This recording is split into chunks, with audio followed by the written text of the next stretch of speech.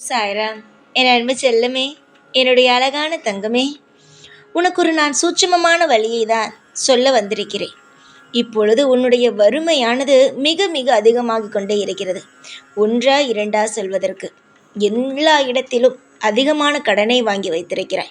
கடனை அடைத்து விடலாம் என்று நம்பிக்கையோடு தான் வாங்கினாய். ஆனால் இப்பொழுது திடீரென்று உன்னுடைய வாழ்க்கையில் சறுக்கல் வந்ததினால் எல்லாவற்றிலும் உனக்கு சந்தேகம் வந்துவிட்டது. வாழ்க்கை மாறுமா? வாழ்க்கை இப்பொழுது இவ்வளவு மோசமாக இருக்கிறதே, இந்த நிலைமையிலிருந்து மீண்டு வருவோமா? கடன் எல்லாம் வைத்திருக்கிறோமே, அதாவது நகையெல்லாம் ஒரு இடத்தில் வைத்திருக்கிறோமே, அந்த நகையெல்லாம் மீட்போமா என்ற அதிகமான சந்தேகங்கள் வந்துவிட்டது. நிச்சயமாக தங்கமே, உன்னுடைய வாழ்க்கையில் கடன்கள் நீங்கும். முதலில் நான் ஒரே ஒரு விஷயத்தை சொல்கிறேன்.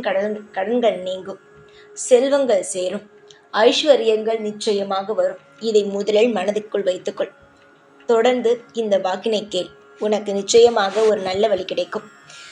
நிச்சயமாக உனக்கு எந்த ஒரு குழப்பமும் வேண்டாம். நம்ம இந்த கடனிலேயே மூழ்கி விடுவோமோ, நம்முடைய வாழ்க்கையில் ஒரு ஏற்றமும் இருக்காதோ என்ற ஒரு எதிர்மறையான விஷயத்தை உன் மனதுக்குள் எப்பொழுதும் வைக்காதே. எப்பொழுதும் நேர்மறையான விஷயத்தை வை. கடனை அடைப்போம், பணம் சேர்ப்போம், அது மட்டும் அல்லாமல் நகைகளை நாம் மீட்போம். நகைகள் நிச்சயமாக நமக்கு தேவையான நகைகளானது கிடைக்கும். நம் குடும்பத்தில் இருப்பவர்களுக்கு தேவையான பணங்கள் கிடைக்கும் என்பதை நீ நம்ப வேண்டும். நீ நம்பும் பொழுதுதான் உன்னுடைய வாழ்க்கையில் நல்லது நடக்கும். இதற்கு அப்படியே மாறாக நீ வேறொரு விஷயம் நினைத்து கொண்டு இருந்தால் அதுதான் நடக்கும். நல்லதை யோசி. உன்னால் எந்த அளவுக்கு உன்னுடைய வாழ்க்கையில் நல்ல விஷயத்தை யோசிக்க முடியுமோ யோசி. நிச்சயமாக சந்தோஷம் வரும்.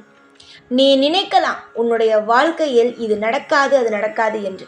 அதுவே ஒரு விஷயத்தை நினைத்து பார். நடக்கும், வரும், இன்பம் தரும் என்பதை யோசிப்பார். நிச்சயமாக உன்னுடைய வாழ்க்கையின் நிலையே மாறும். நீ இப்படி யோசிக்க உன் வாழ்க்கையின் நிலையே மாறும். அதை விட்டுவிட்டு நீ அதற்கு நேராக யோசிக்கும் பொழுது வாழ்க்கை மாறாது, நீ நினைப்பதை விட மோசமாகத்தான் மாறும். இந்த சாய் சொல்கிறேன் கேள். ஏனென்றால் பயம் எங்கு இருக்கிறதோ அங்கு நல்ல எண்ணங்கள் இருக்காது. பயம் இல்லாத இடத்தில் மட்டும்தான் நல்ல எண்ணங்கள் இருக்கும். இப்பொழுது உன்னுடைய வாழ்க்கையில் பயம் இருக்கிறது. பயம் என்பது தேவையே இல்லாத ஒன்று. உன்னை தூக்கி சுமக்கவும், உன் குடும்பத்தை கட்டிப்பிடித்து அது காவல் காத்து ஒரு நல்ல இடத்திற்கு கொண்டு வரவும் இந்த சாய்க்கு தெரியும். இந்த சாயுடைய முழு எண்ணமும் முழு குணமும் உனக்கு தெரியும். எல்லா இடத்திலும் இந்த சாய் இருக்கிறேன். எல்லா இடத்திலும் நிச்சயமாக இந்த சாய் உனக்காகவே துணையாகவே இருப்பேன் என்பது உனக்கு தெரியும். புரிகிறதா? ஆனால் எதுவுமே எல்லாவற்றையுமே மறந்துவிட்டு இப்பொழுது நீ தவிக்கிறாய். தவிக்க வேண்டிய அவசியங்கள் இல்லையே. எல்லா விஷயத்திலும் மிகப்பெரிய மாற்றங்கள் அல்லவா உனக்கு கிடைக்கப் போகிறது. யோகங்கள் அல்லவா உனக்கு கிடைக்கப் போகிறது.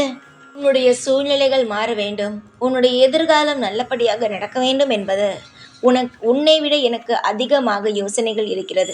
அதனால் உன்னுடைய வாழ்வில் நான் மிகப்பெரிய ஒரு திருப்பத்தை தரத்தான் போகிறேன். என்னுடைய தங்கமே, ஒரு விஷயத்தை நீ தெரிந்து கொள். உன்னுடைய வாழ்க்கையில் ஒரு பிரச்சனை வந்திருக்கிறது, இதிலிருந்து மீள முடியாது என்று நினைத்து கொண்டு இருக்கிறாய் என்றால் அது தவறு. ஒரு பிரச்சனை வந்திருக்கிறது என்றால் அதிலிருந்து மீள முடியும். அதற்கு ஒரு தீர்வு இருக்கிறது. அது என்னவென்று நான் சொல்கிறேன், நன்றாக காதில் வாங்கிக்கொள். ஒவ்வொரு நபருக்கும் ஒவ்வொரு பிரச்சனை இருக்கிறது. ஒவ்வொரு நபர், சிலருக்கு பணம் இருக்கும் ஆனால் நிம்மதி இருக்காது. ஒருவருக்கு பணம் இல்லை ஆனால் நிம்மதி.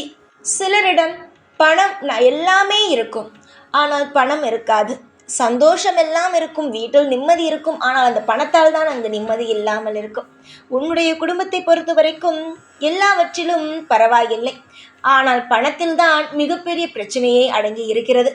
ஆனால் அந்த பிரச்சனையையும் சுலபமாக எப்படி இருந்தாலும் துரத்தி விடலாம். செல்வங்களையும் நகைகளையும் மீட்க ஆரம்பித்து விடலாம். நான் ஒரு விஷயத்தை சொல்கிறேன், கவனமாக காதில் வாங்கிக்கள்.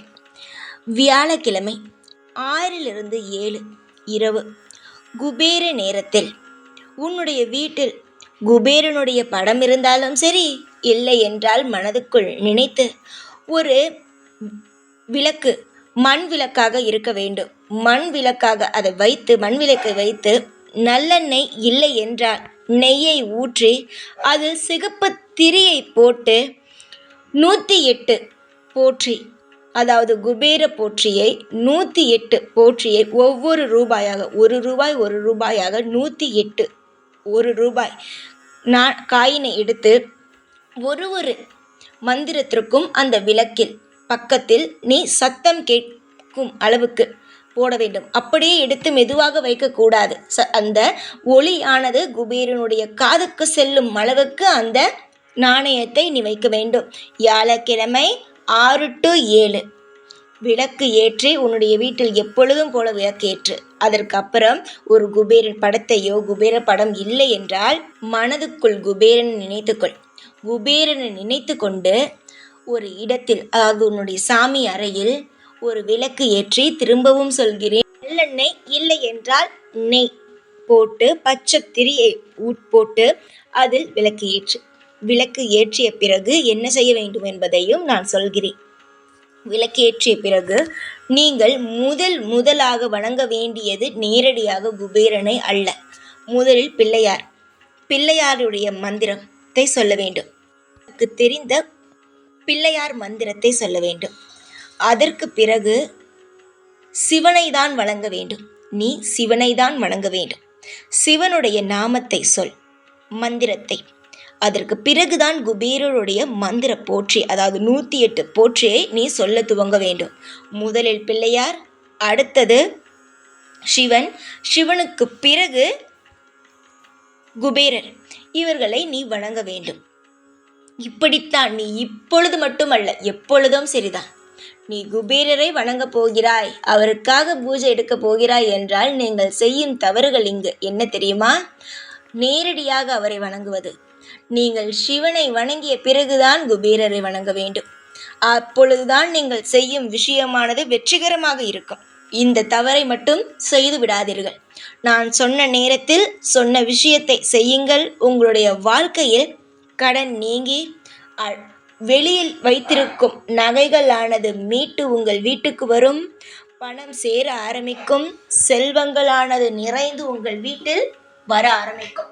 சொல்ல போனால் இந்த விஷயத்தை நீங்கள் செய்த ஒரு வாரத்திலேயே உங்களுடைய வாழ்க்கையில் சில கடன்கள், அதாவது சின்ன கடன்கள் முதலில் நீங்கியிருக்கும். அதற்கு பிறகு பெரிய கடன்கள் நீங்க ஆரம்பிக்கும். ஒரு 3 வாரம் இதே போல நீங்கள் நம்பிக்கையோடு செய்யுங்கள். அதாவது 3 வாரம், 3 வியாழக்கிழமை 6 to 7 மணிக்குள் இதை நீங்கள் செய்தீர்களானால் நிச்சயமாக உங்களுடைய வாழ்க்கையில் யாரும் உங்களை அசைக்க முடியாது. அந்த அளவுக்கு உங்களுடைய வாழ்க்கையில் செல்வங்களும் பணங்களும் உங்களிடம் வந்து கொட்டும். நீங்கள் எதிரே பார்க்காத அளவுக்கு உங்களுடைய வாழ்க்கையில் இன்பங்கள் நடக்கும். பேரின்பங்களாக உங்கள் வாழ்க்கை மாறும்.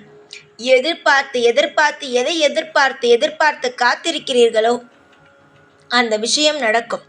எப்பொழுதுதான் நம்முடைய வாழ்க்கையில் வெற்றி கிடைக்கும், எப்பொழுது நம்முடைய வாழ்க்கையில் நல்லது நடக்கும் என்று நீங்கள் நினைக்கிறீர்களோ அந்த விஷயங்கள் அனைத்தும் உங்களுடைய வாழ்க்கையில் கட்டாயமாக நடக்கும். நீ பொறுத்திருந்து ஏதேதோ விஷயத்தை செய்வதற்கு நான் சொன்ன இந்த ஒரு விஷயத்தை மட்டும் செய்து பாருங்கள். எந்த அளவுக்கு உங்களுடைய வாழ்க்கையில் மாற்றங்கள் இருக்கிறது என்பதை நீங்களே பார்ப்பீர்கள். முதல் வாரம் சிறு கடன் அடையும். அடுத்தடுத்து 3 வாரத்திற்குள் உன்னுடைய வாழ்க்கையில் கடன் மொத்தமும் அடைந்து செல்வங்கள் சேர ஆரம்பிக்கும். செல்வங்கள் சேர வேண்டும் என்று நினைக்கிறீர்கள் அல்லவா? செல்வங்கள் எப்படி சேரும்? உங்களுடைய கடன் அடைந்தால் மட்டும்தான் செல்வம் சேரும். இல்லை என்றால் அந்த கடனுக்குத்தான் நீங்கள் வருமானம் வருவது எல்லாம் போகும். அதனால் முதலில் கடனை அடைக்கும் வழியை பாருங்கள். செல்வங்கள் தானாக உங்கள் வீட்டுக்கு வந்து சேரும். நம்பிக்கையோடு இருங்கள். நானே உங்களுக்கு துணை இருக்கிறேன். சதா சர்வ காலமும் நான் இருந்து உங்களுக்கு எல்லா விதமான அற்புதங்களையும் செய்கிறேன். நல்லதே நடக்கும். ஓம் சாய்ராம்.